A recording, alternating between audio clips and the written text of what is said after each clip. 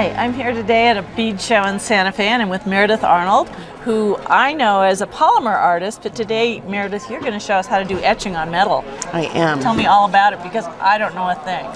When you etch metal, there are different solutions that you can use. I prefer low toxic methods of etching.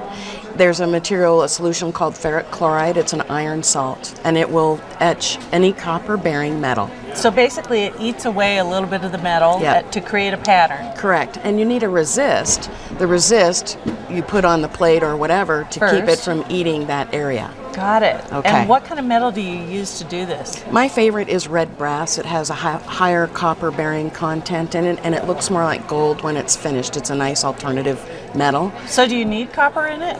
I mean, yeah, it has to have copper. To use ferric chloride for that specific solution. Okay. So red brass, pewter, some stainless steel has copper in it. Obviously copper. You know, and standard yellow brass works really well. How do you get the patterns on it in the first place? I mean, to have something to work from. Sure. There are a couple of different ways to go.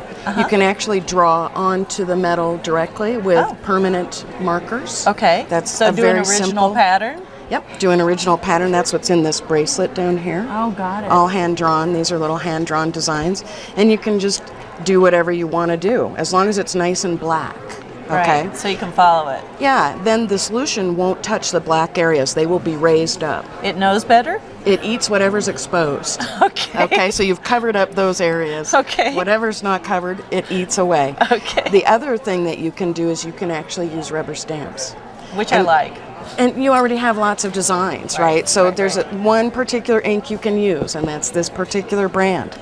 And when you stamp on metal, you have to be very careful, because there are a couple of things a lot of people don't know about stamping, especially if you're a metal worker or a jewelry maker. Yes. A lot of people tend to squish their stamp right down on the pad, which makes the ink come up and hit the back plate. Oh, so they get too much ink on it. Yeah, and then it's a real gooey mess. Got you it. have to massage your pad, which is just tap it gently. I know, bizarre. Sounds kind of delicate. It is. You just tap it gently until you have really good coverage. Okay. And you make sure it's nice and black.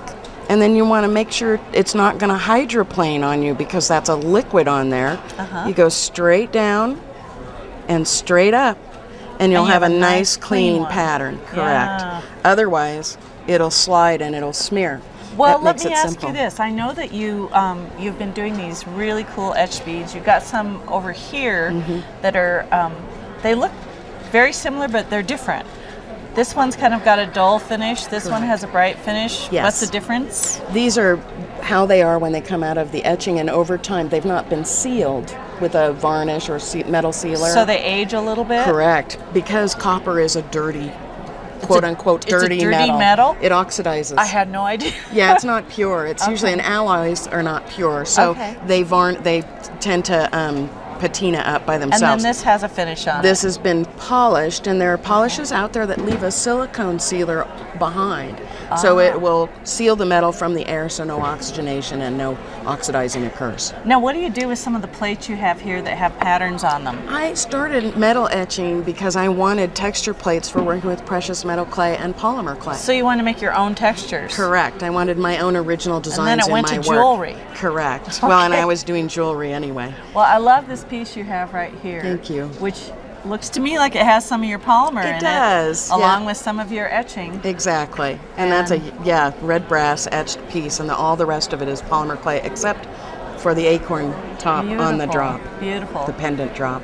And of course I love the bracelet. Yeah, the bracelet's a fun piece. It's etched discs on one side of each bead, and polymer clay is the colored side. So, and then these are etched tubes that I saw apart and make into beads. These are just brass tubes. Yeah.